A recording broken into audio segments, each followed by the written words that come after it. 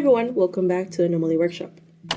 Rin and Yam's editor's note, the speed paint began halfway through the line art because we might have lost the first hour or so of the recording. It's just a black screen. I have no idea what happened with OBS, but yes, apologies for that. And also for the rain that can be heard alongside my voice. It was raining a lot and I couldn't record another time. Anyways, back to the video.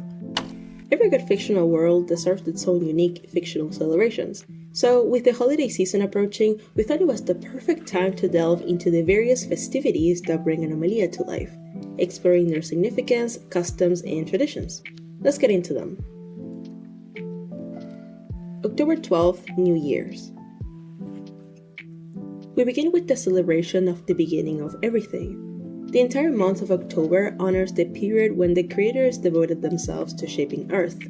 October 12th marks the biggest celebration, as it commemorates the completion of their creation. From the 12th to the 31st, festivities continue to honor the time the creators spent traveling around their new world and becoming acquainted with its wonders.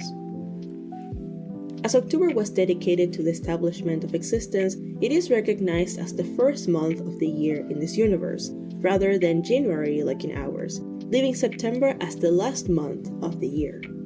During this festive month, the sacred land of the Creator's Island becomes the center of numerous traditions and celebrations. At midnight on the 12th, a symbolic song can be heard across the island, representing the end of the universe's creation and the beginning of the Creator's journey through the newborn Earth. This annual practice is performed by beings possessing main cards that reside on the island, with a different participant starting it each year. The special melody is said to summon the gods' energy, amplifying their divine sound across the world. Energy masters and those more attuned to this energy hear it even more vividly. Beings of all kinds join in the harmony, gathering in parks, temples, and homes to sing together. Offerings to the creators are placed in public shrines, private altars, or displayed as front yard decorations. These offerings often reflect the four elements: wind chimes, bowls of water full of herbs and flowers, carved wooden figures, fruits, and more, and are used to ask the gods for blessings such as protection, fortune, health, or guidance for the coming year. Many traditions depend on the region they're celebrated in. Specific days are reserved for activities like public readings, commemorations, prayers, bonfires, or rituals. Temples become especially crowded at midnight, filled with devotees, particularly elders striving to preserve their ancient customs. However, these practices often clash with one another. Some believe that worship should remain private even during celebrations. These individuals might call the authorities on days where temples are most busy and object about big crowds or loud chanting, to no avail as these reunions are legal and held in communal spaces. As the month of October is universally sacred, those born in this month are traditionally viewed as blessed. This belief often grants them social favor, as it's thought that their birth during such a significant time was divinely purposeful. December 25th, Adoration of the Universe. Similar yet distinct from the New Year's celebration, this festivity centers around appreciating the world that surrounds us, Raid and Teal's creation. There are many different ways to celebrate this festivity, influenced by individual preferences and regional customs. Regardless of one's traditions, beliefs, or connection to the creators, it remains a meaningful occasion for all. Known simply as the Adoration, it's celebrated all throughout the day. It's common for people to share meals and meaningful moments with loved ones, whether those are family, friends, partners, or even pets. It's a day to be mindful and grateful about the connection one shares with others and with the world all around, every part of creation, including the aspects we often overlook. Typically, gifts are exchanged on this day to appreciate and honor the gifts the creators provided to all beings.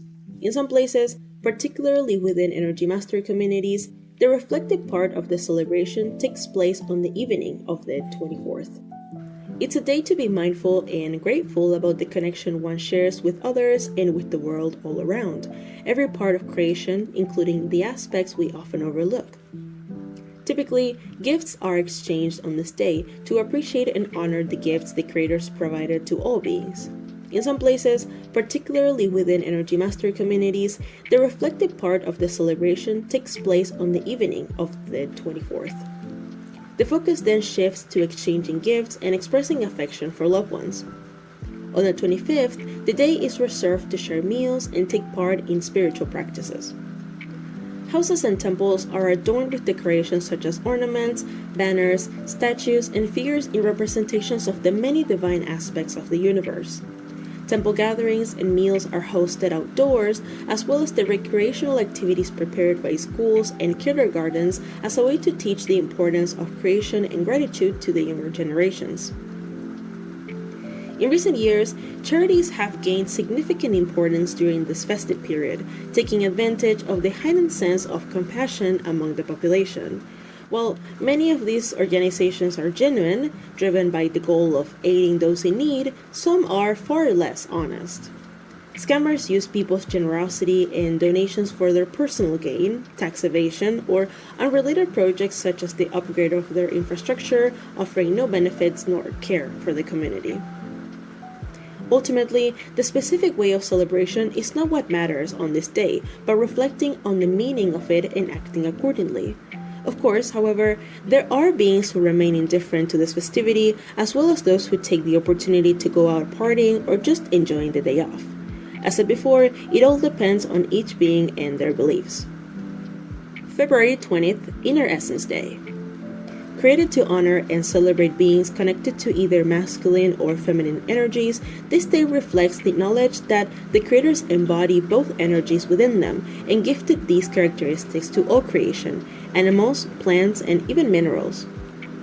Both rational and irrational beings carry these opposing yet harmonious energies in perfect balance, entirely independent of anatomy at birth, and free to be expressed in whatever way feels authentic.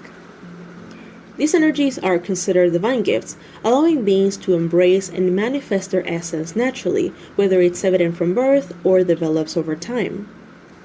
This expression may be manifested through clothing styles, chosen names, lifestyles, or mannerisms, completely separate from societal rules or predefined roles. While Inner Essence Day is widely recognized as a meaningful occasion, it's more of a quiet celebration of specific individuals rather than an official holiday. Some may give gifts, organize gatherings, or host lectures, yet daily activities such as work and education continue without interruption. April 27th, the Serendipity. The Serendipity is a celebration dedicated to the appreciation of those you hold dear.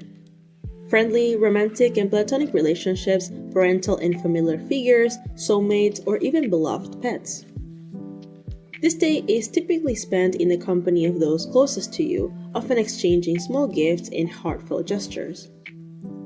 For those with a spiritual outlook, this festivity has a deeper, energetic significance, appreciating the idea that fate orchestrated the meeting of loved ones, just like Raiden Teal's energies united to create the universe. On the other hand, those with a more earthly perspective tend to approach it as a commercial event, choosing to dine out, buy gifts, or book trips. Businesses capitalize on the occasion, advertising their products and promoting gift-giving as the core part of the celebration. In some areas, spiritual shops offer compatibility tests, where shopkeepers do a rating of the bond between two or more individuals, whether friends, partners, or family, to determine if their energies are compatible and intertwined.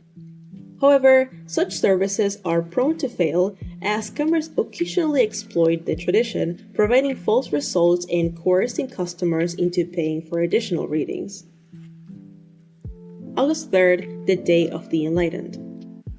This ancient festivity was once a week-long celebration dedicated to honoring and venerating energy masters and their profound connection to the world's energy. As the societal view of energy masters shifted, this date became stained with prejudice and hostility. Today, it has become a sour reminder of these beings' former glory, with many using the occasion for street manifestations as a reminder to society that they matter and deserve rights, challenging social stigmas. The day also acts as a tribute to energy masters who have been victims of hate crimes or succumbed to struggles such as addiction, violence, or suicide. As a result, it's common for quieter, more intimate gatherings to take place as a sort of mourning. This takes place particularly in the cities of the main island, as most other islands typically hold a more optimistic view of this celebration, as such tragedies are predominantly associated with the larger central cities. In recent years, the term Energy Masters Day emerged as a means to replace the old name the Enlightened in an effort to modernize the occasion. However, many Energy Masters strongly advocate for preserving the sacred title, viewing it as an integral part of their culture and spiritual heritage. December 13th, Union Week. A week celebrated by some in remembrance of ancient times when humans and creatures united, blending their cultures and genes and growing the original population that the creators placed upon Earth. This led to the emergence of rich and diverse communities, the birth of new traditions, and the evolution of various rational species. The interpretations of this week are highly divisive among different communities. Some are dismissive of this festivity and don't recognize it as such. Many humans take advantage of it to claim credit for the advancement of society. In the case of creatures, while often critical of how the celebration's meaning has been distorted over time, they embrace it as an opportunity to honor their ancestors, family traditions, and take pride in the uniqueness and resilience of their species. During festivities such as the Day of the Enlightened and Union Week, which focus on the traditions and history of marginalized individuals, it's sadly common for privileged groups to express resentment, questioning when they will have a day to celebrate themselves and denying the need for these remembrances. You wouldn't think a world plagued with hatred and injustice could foster such heartfelt celebrations, yet that's where the irony of this universe lies, in the need to counteract, obscure, or even mask the harsh realities of a society where nothing feels entirely genuine or sufficient. It's important to note that these festivities are perceived and expressed in this way primarily on the main island. Each island holds its own unique perspective regarding history, energies, and traditions. Most other islands tend to reject the capitalist, human-centric worldview so prevalent in the main island, enjoying a more authentic interpretation of these special events.